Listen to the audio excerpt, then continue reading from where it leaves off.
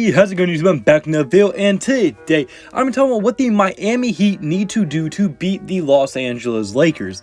Now, I'm beginning in this video reasons why I think that they need to do to beat the Lakers, and if you don't know, the Heat did just beat the Lakers in Game 3 to win their first game of the series, and hopefully that will get them off to schneid, and they did that without Bam Adebayo or Goran Dragic in this game. So, with that being said, I'm beginning to many things what I think the Heat could do and do better to make this series competitive and maybe even have a chance of winning it when it's all said and done. So if you do like the video at any point, hit the like button and subscribe button. It means the absolute world to me. And without further ado, without running on too much, let's get right into this video. Alright, so the first reason I have for this video is going to be that the Miami Heat cannot play small ball at all. As we just saw in Game 3 where they had played Myles Leonard and they also double teamed Anthony Davis a lot. Well, and also Anthony Davis just didn't play good either for his standards. But I mean, you just cannot go small at all when Anthony Davis is on the court. As every time when in Game 1 when Bam Adebayo went out, Anthony Davis just took over the game and completely swung the momentum all the way to the Lakers side, and they just had no answer for him at all. I think one of the solutions to this would be playing Myles Leonard more, and we finally saw them put Myles Leonard in the game. Yes, he only played 12 minutes, but I mean, coincidentally, Anthony Davis just so happened to have his worst game of the series when Myles Leonard played. So I think he helps a ton, and I think he's the only player besides Bam Adebayo that has the size and strength to be able to even compete with Anthony Davis in the paint. So I think Myles Leonard needs to have a bigger role for this team and at least needs to get 12 minutes off the bench when Bam Adebayo does come back. Because I think he's the only answer besides Bam Adebayo for Anthony Davis on this Miami Heat team. And I mean, you just cannot go small. You have no chance when Anthony Davis on the court because he is just that good of a player. He is going to work Kelly Olynyk. He is going to work Jay Crowder. Anybody you put on him, he's going to absolutely work on a nightly basis. I know he just had an off game, but I mean, let's be honest, Anthony Davis is going to win that matchup more than he loses it. And yes, he lost it tonight, but he's probably going to drop damn near 30 points in the next matchup if they try that same strategy. So when Bam Adebayo is off the court, I think Myles Leonard has to be on the court just to deal with Anthony Davis. Now, if Anthony Davis does leave the court, then I think you can go small because LeBron, although he is a huge threat in the paint, I don't think he's going to kill you like Anthony Davis will if you go small against them. So I think my first reason, you just cannot go small when Anthony Davis is on the court. And now my second reason for this video is going to be that they have to win the hustle game. The Miami Heat's culture is a team that hustles, is a grit and grind defensive team that's going to do anything they have to do to win. Well, in the first two games, you really didn't see that. As just take Game 1 for example. In Game 1, the Lakers shot 27 free throws while the Heat only shot 14.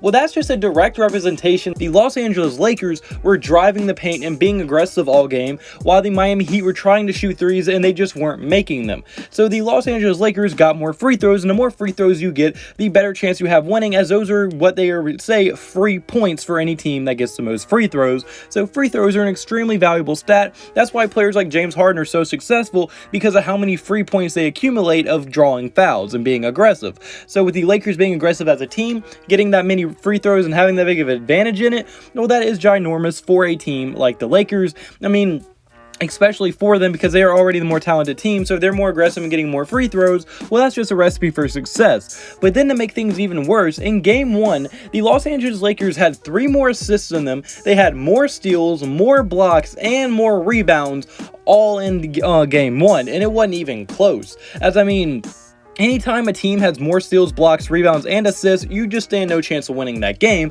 because they're being less selfish, you're getting more teammates involved, and they're playing better defense. There's nothing you can do to win if you're getting that bad.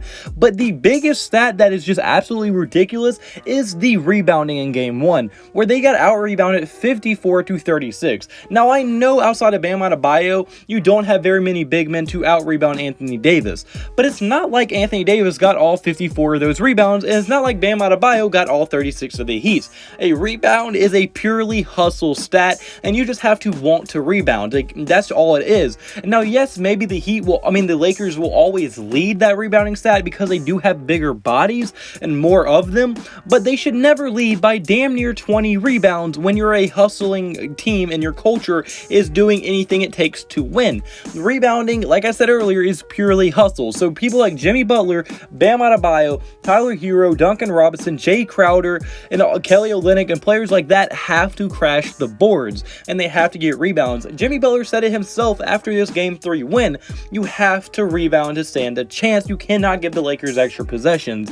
And I mean, he literally said it in the interview that they finally started rebounding, and well, what happened? They ended up winning the game.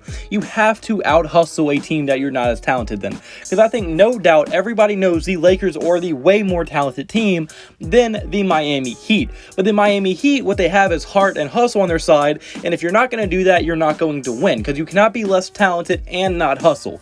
Just, you can't do that and be a successful team, and I think the Heat finally figured that out, and that is a big reason why they were able to win Game 3. And now my third and final reason is going to be that they have to be the better three-point shooting team, as all season and all playoff long, the Los Angeles Lakers have been a worse three-point shooting team than the Miami Heat, and the Miami Heat have not just been a good three-point shooting team, they have been one of the best three-point shooting teams in the NBA. So, I mean, if that's one of your biggest strengths, you have to be able to be better than the Lakers at that, especially when that is one of the Lakers, not weaknesses, but weaker points of the team.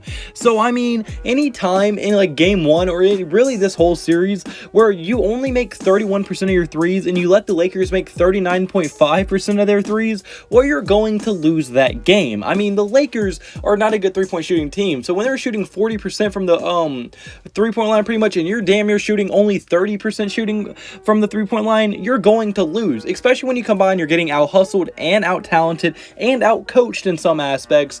Well, there's just nothing you're going to be able to do to win that game. And now, yes, you can rely on Jimmy Butler having a 40-point triple-double every night, which is not going to happen, but I mean, if you're relying on Jimmy Butler to do that every night, that's just not winning basketball. Now, yes, Jimmy Butler was able to do it tonight, and they actually played pretty well around him. Tyler Herro scored a little bit. They were getting rebounds. They were hustling, and that's what Miami Heat need to do. So hopefully when they get Goran Dragic and Bam Adebayo, they keep the hustling going. Jimmy Butler can still get you around 20, 30 points a game. Bam Adebayo can bring in his 20 and 10 rebounds. Goran Dragic can be the facilitator and be the point guard they need. And then, boom, maybe the Miami Heat can make this a competitive series.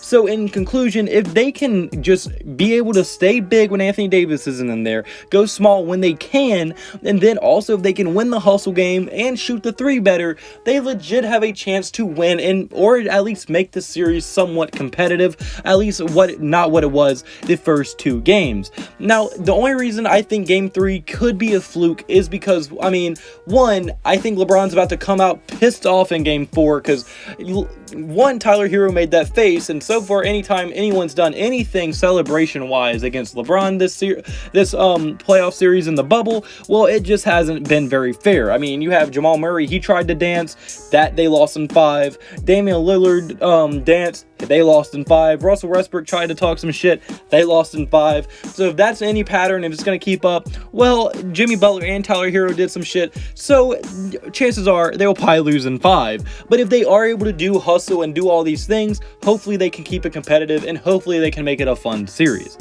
But unfortunately, guys, that's going to be it for this video. So comment below, do you agree with me? Do you think the Miami Heat can do this? Do you think they can make it competitive? Do you think they can win? I want to hear your thoughts in the comment section below. And if not, and if you did like the video at any point, hit the like button and subscribe button to mean the absolute world to me. All glory to God. Hope you have a blessed day. Have a blessed day. So you need to have a blessed day. See you in the next video. Goodbye. Boo. Blah.